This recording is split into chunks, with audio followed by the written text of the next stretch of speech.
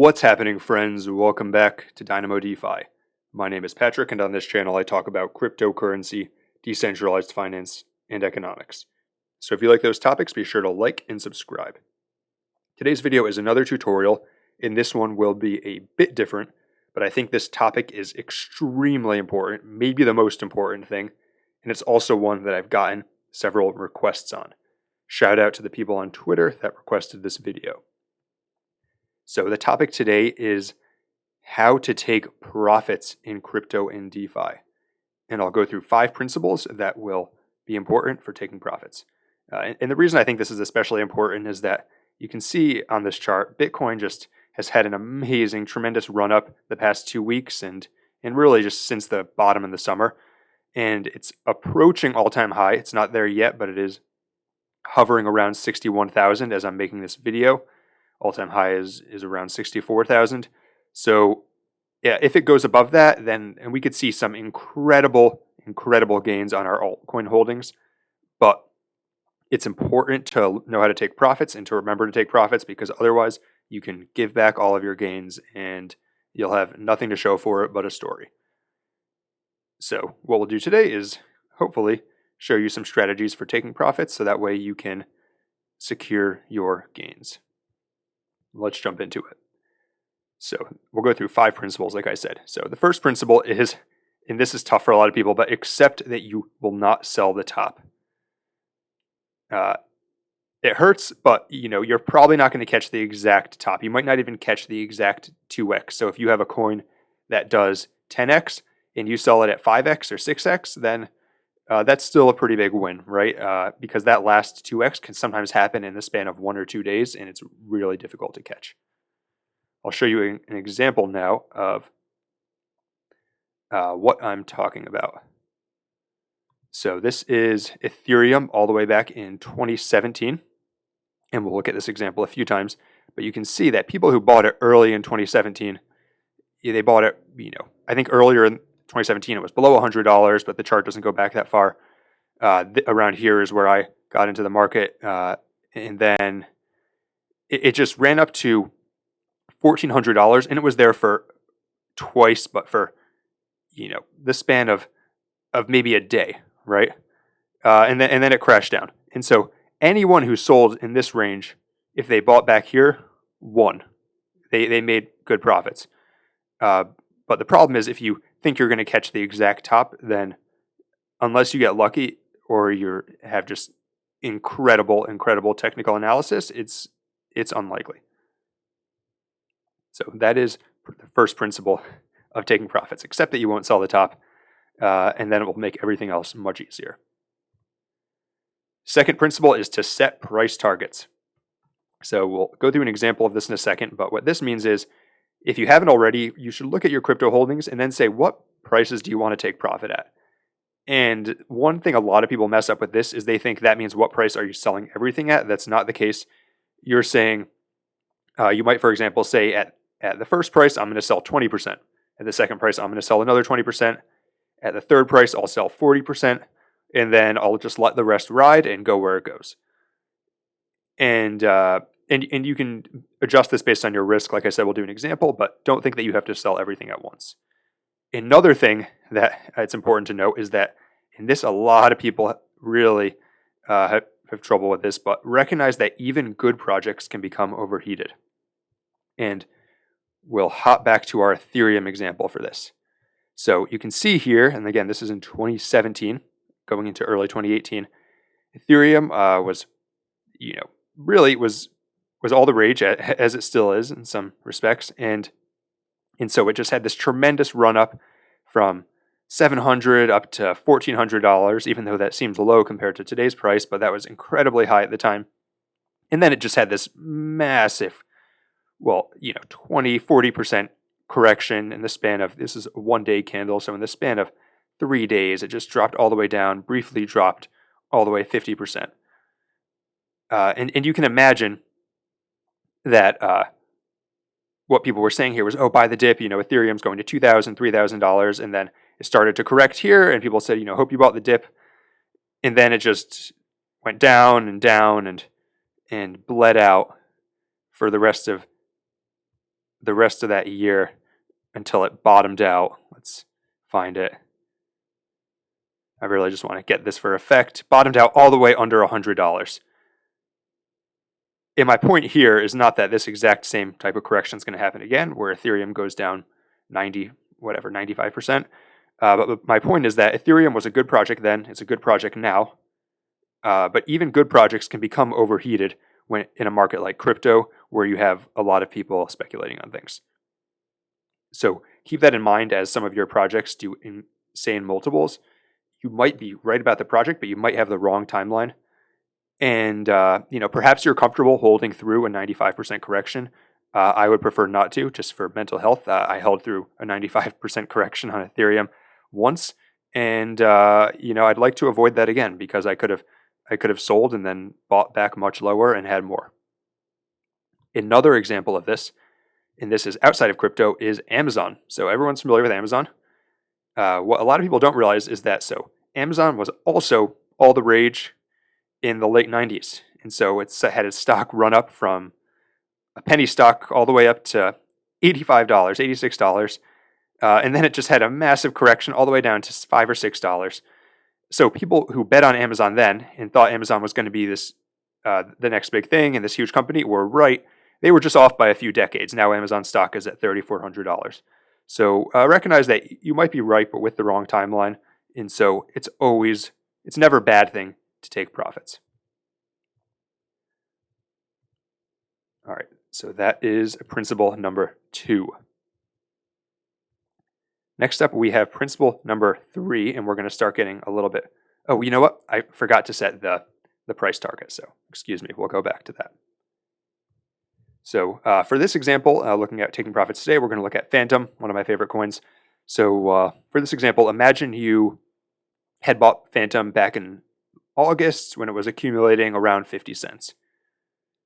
So if you bought it then you would probably set some price targets. And an example of what you might say is, some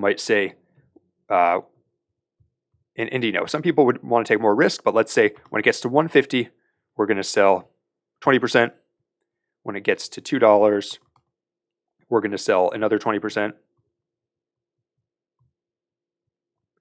And when it gets to $3, we're going to sell 30%. Now let's say another 20%. And then the rest of it, we won't sell unless it gets all the way to $5. If it gets to $5, we'll sell another 20%, and then the other 20% we'll hold for the long term. Like I said, you don't need to sell all of it. You can hold it, farm it, use it as collateral, etc. So those are our targets.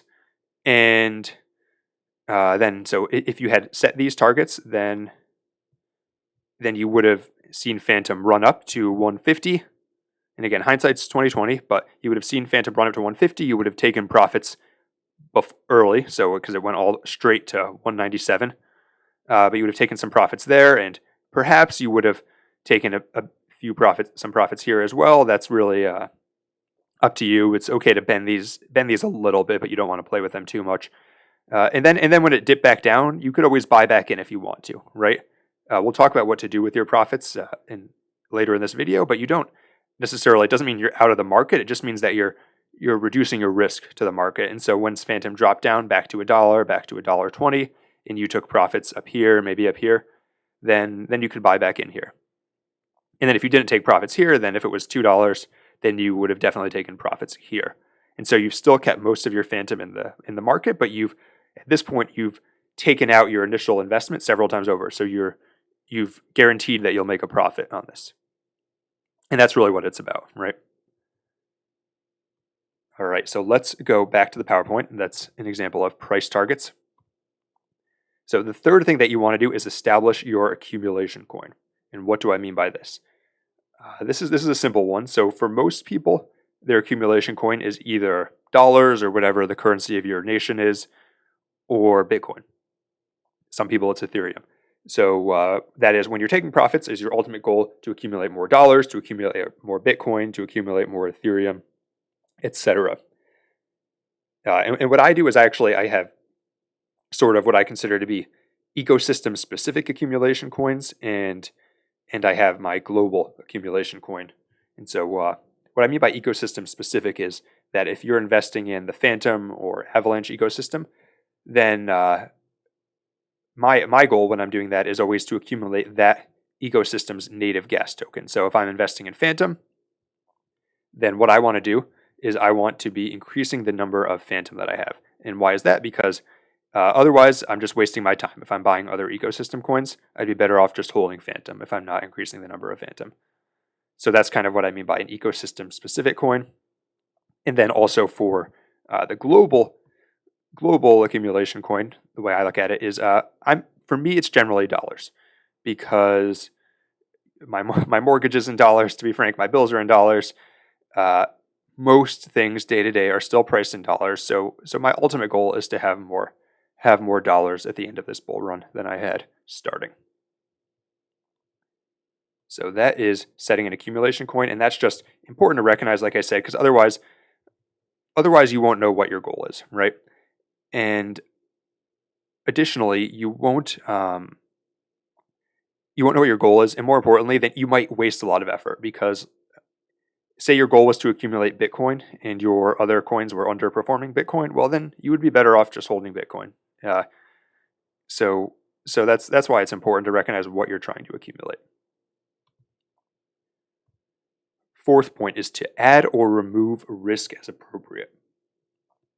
And what this means is that you're not necessarily, when you're adjusting for market conditions, taking profits, you're not necessarily exiting the market. What you're really doing is adjusting your risk based on how hot the market is. So you can see we have market cool, market hot, and this is a two-way street. So as the market gets hotter, you're going to want to move to less risky investments. And as the market gets cooler, so things are maybe, are accumulating, you're going to want to move to riskier investments because those would have already kind of corrected if they were going to correct. And to use that Phantom example, if you had invested in Phantom here, then you would have wanted to be taking profits around this area. So this is kind of moving down the risk curve so moving in this direction towards less risky investments. And then after Phantom had corrected over here, this is when you want to move back into the risky investments. And then the same thing here, you rinse and repeat. Then it has this other run up. You say, okay, the market is getting a bit hot. I want to move into less risky investments. And to put it in perspective, there's some ecosystem coins in Phantom that tripled here and then have dropped by 40% since then. So they're still up, but they're not up by as much as they were over here. So as the market gets riskier, gets hotter, it's important to reduce your risk. And I'll show you an example of what that looks like. So for example, Spirit Swap and Spooky Swap.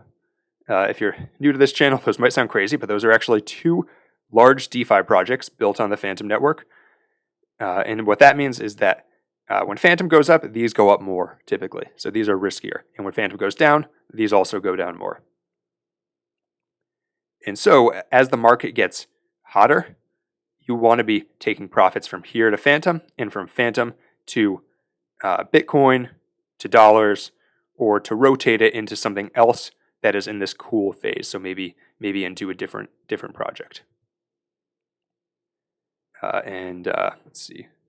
Spirit Swap. So if you're new to this channel, I did another video on Spirit Swap. But this is what it looks like. It's just it's a DeFi project that's built on Phantom.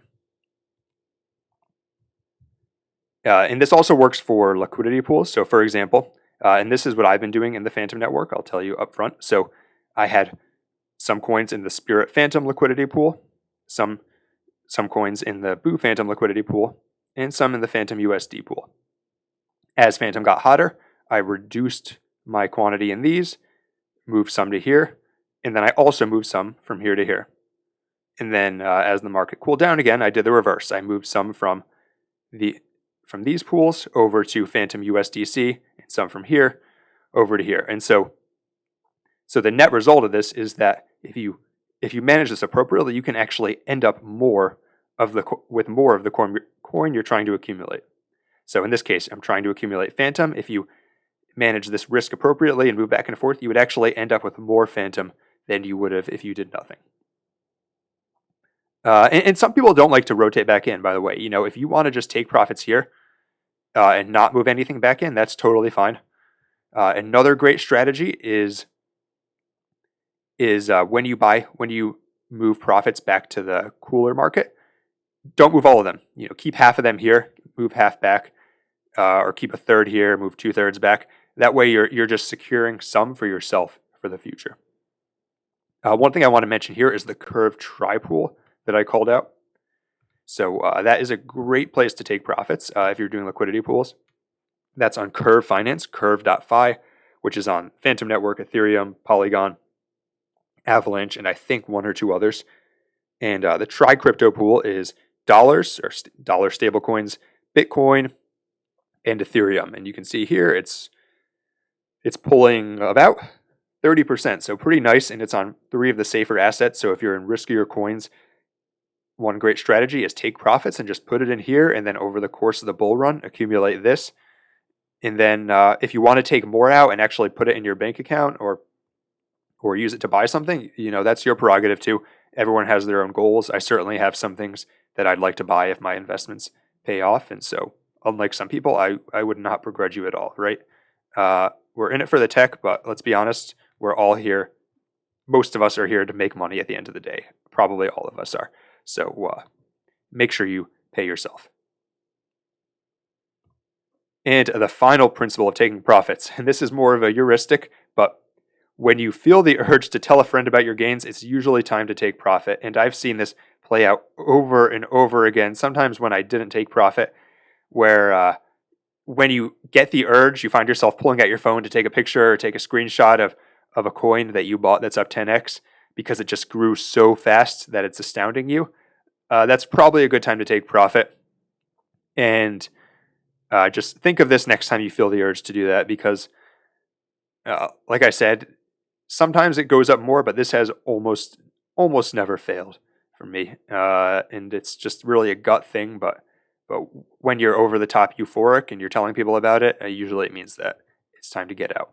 Warren Buffett said, well, I don't have the quote in front of me, but he said something along the lines of that you should be fearful when other people are greedy and greedy when other people are fearful. So remember that first part. Remember to be when other people are being greedy and they're talking about the gains, that's the time that you might want to reduce your risk and take some profit. That's all I have for today. Like I said, this video was going to be different. Some people requested it, but I really hope that some of you can take these lessons to heart if you don't have experience taking profit when trading, because, as I said, our goal in this is to secure for ourselves a better financial future, and if you don't take profit, you won't be able to do that. That's all for today. Be sure to follow me on Twitter, like and subscribe, and until next time, this is Dynamo DeFi.